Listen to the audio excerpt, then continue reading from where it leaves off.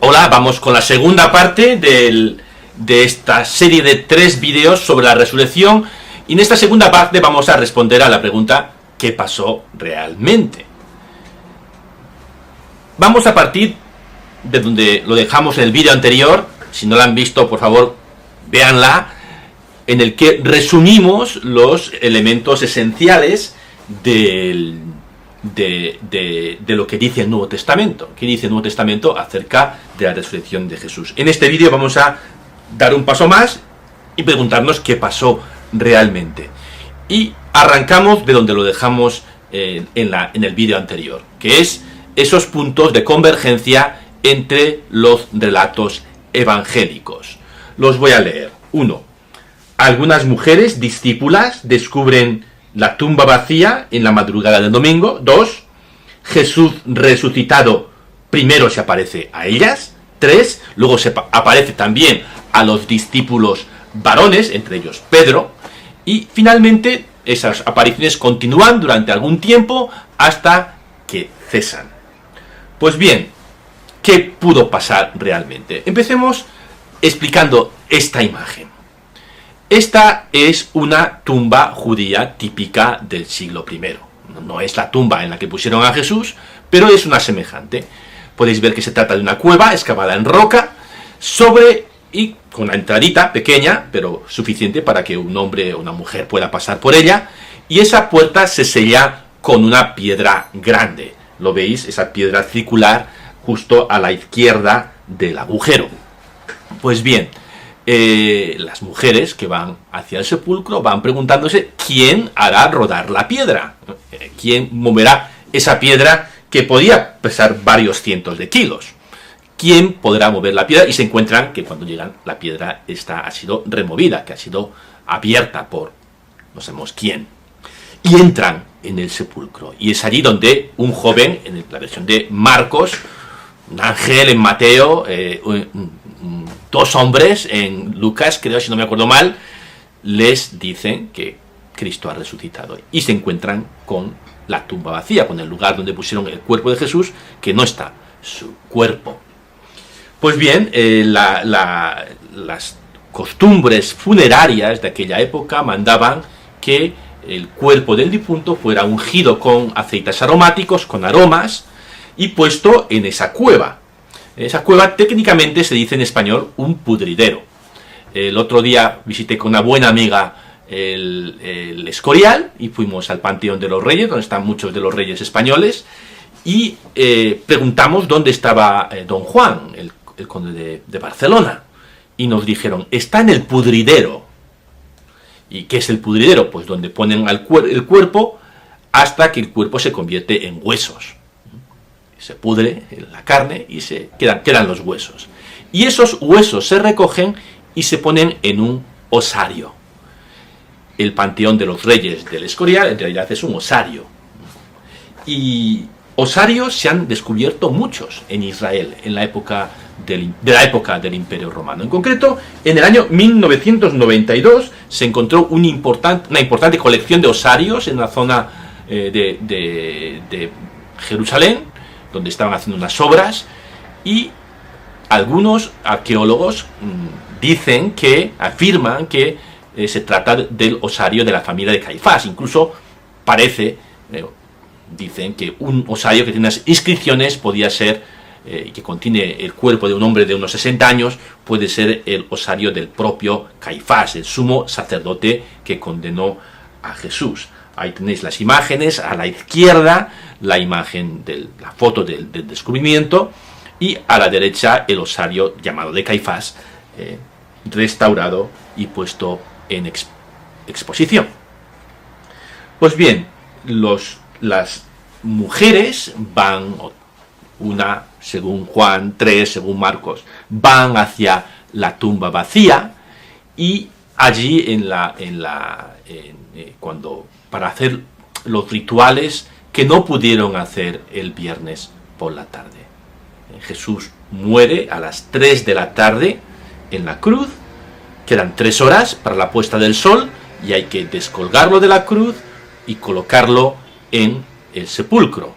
y no da tiempo a más, porque en el momento en que se pone el sol el viernes, empieza el Shabbat, empieza el sábado, y no se puede trabajar, no se pueden hacer trabajos. Así que cuando pusieron allí su cuerpo, no dio tiempo a ungirlo con aromas. Y las mujeres, unas mujeres discípulas de Jesús, que tienen esa sensibilidad, ¿no? Aunque esté muerto, pues necesitamos cuidarlo, y van allí, preparan unos aromas, y van lo antes que pueden, es decir, a la madrugada del domingo, van allí a ungir a Jesús, el cuerpo, el cadáver de Jesús.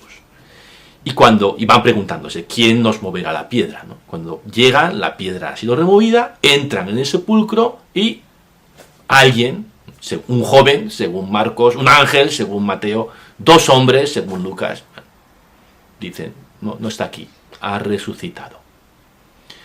Y a continuación tienen encuentros con Jesús, tanto ellas, en primer lugar, como más tarde otros discípulos. Y son encuentros misteriosos. En primer lugar, no reconocen fácilmente a Jesús. Jesús tiene otro aspecto, de tal manera que no es evidente que es Él. Se trata más bien de un reconocimiento. A pesar de que tiene un aspecto distinto, enseguida se dan cuenta de que es la misma persona. Hace unos años la BBC hizo una serie sobre Jesús y tuvieron una buena idea, en mi opinión, para representar esto, y es que un actor distinto encarnaba a Jesús resucitado, un actor distinto de aquel que encarnaba a Jesús durante su vida, ¿no? ¿Cómo fue exactamente? Pues, chicos, no lo sé, no es una cosa que podamos saber, pero sí que sorprende en estos encuentros con el resucitado lo normal que es Jesús. Y esto a mí es lo que más me llama la atención, que el Jesús resucitado, si nosotros, o los discípulos, se hubieran inventado a Jesús resucitado, hombre, lo menos que podía hacer es brillar. El otro día, preparando mi presentación, entré en Google, puse Jesús resucitado, y en todas las imágenes que aparecen en Google, Jesús aparece brillando. Es más, en el relato de la transfiguración, que es una especie de tráiler de la resurrección en los evangelios sinópticos, Jesús tiene vestidos resplandecientes. En cambio, en los relatos de la resurrección parece un tipo normal.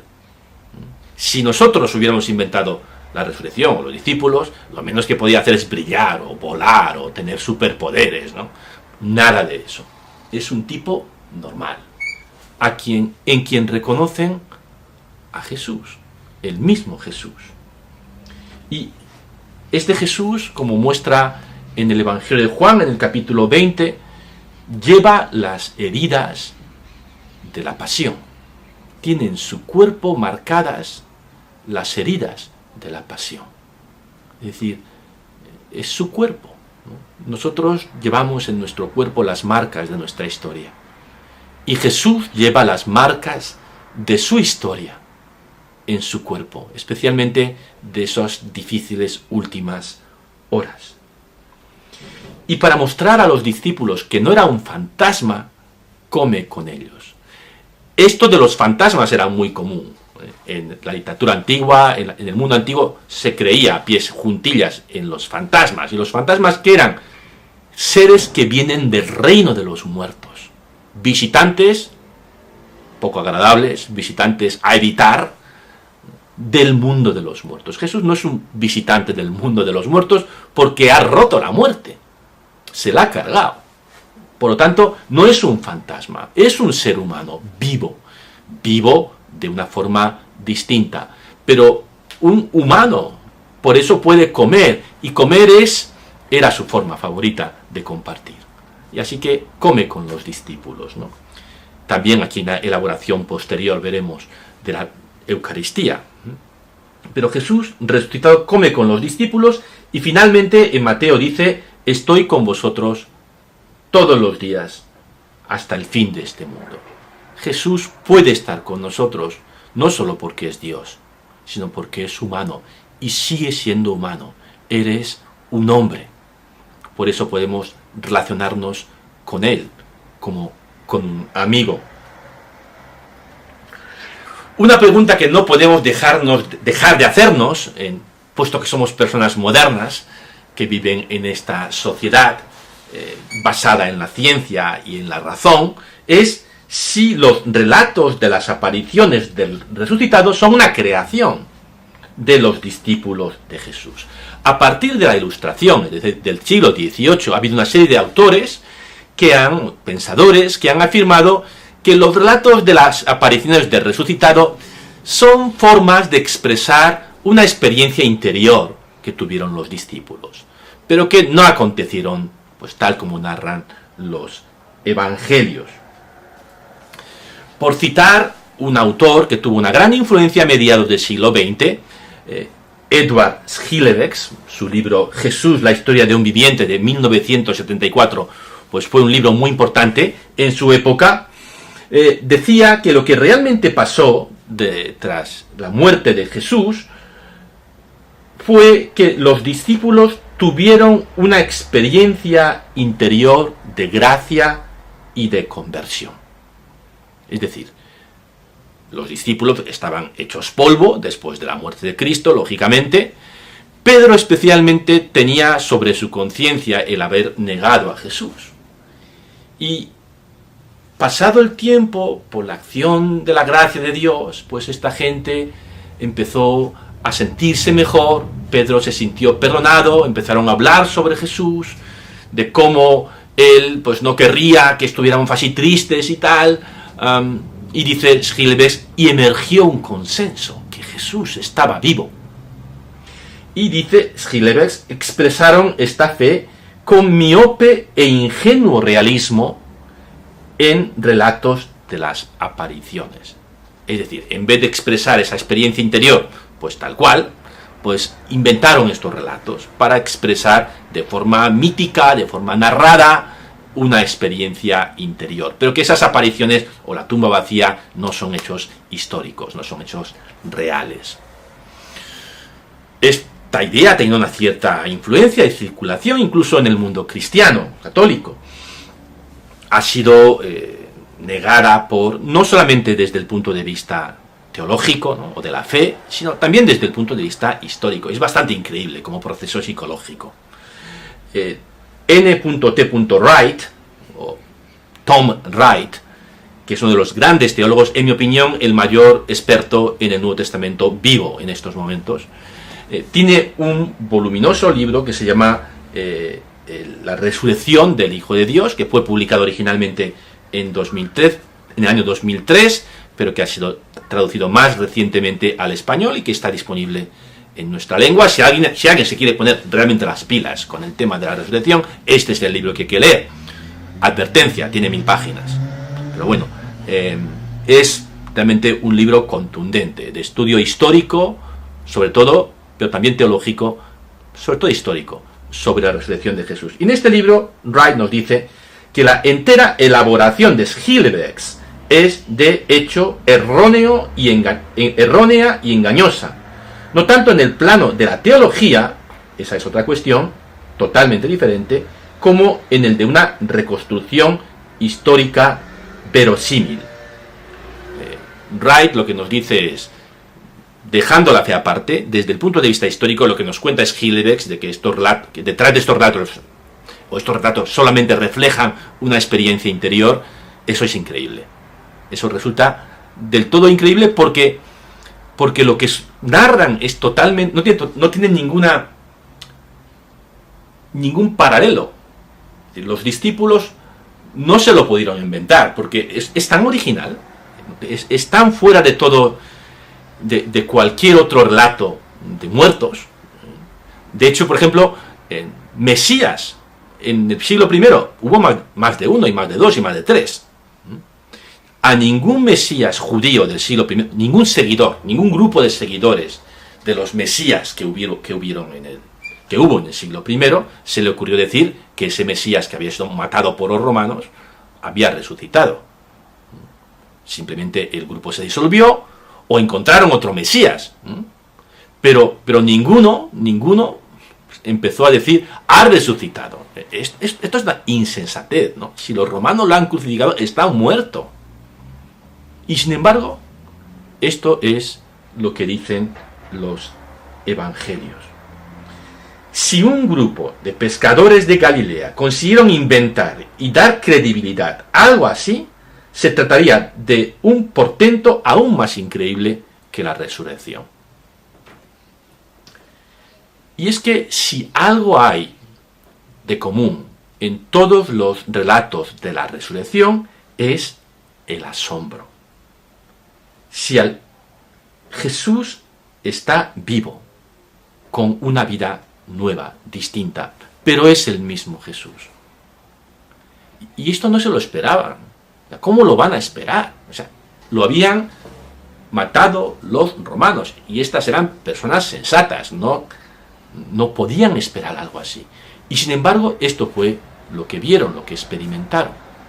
Y de ahí nació la fe cristiana, y no al revés. No es primero que tuvieron una experiencia interior de conversión y dijeron, pues ¿cómo lo expresamos? Con la aparición del resucitado. No, lo que sucedió es que tuvieron un encuentro con Cristo resucitado, y eso les hizo cambiar. Que es el tema que abordaremos en el siguiente y último vídeo de esta miniserie. ¿Qué consecuencias tuvo la resurrección para los primeros cristianos?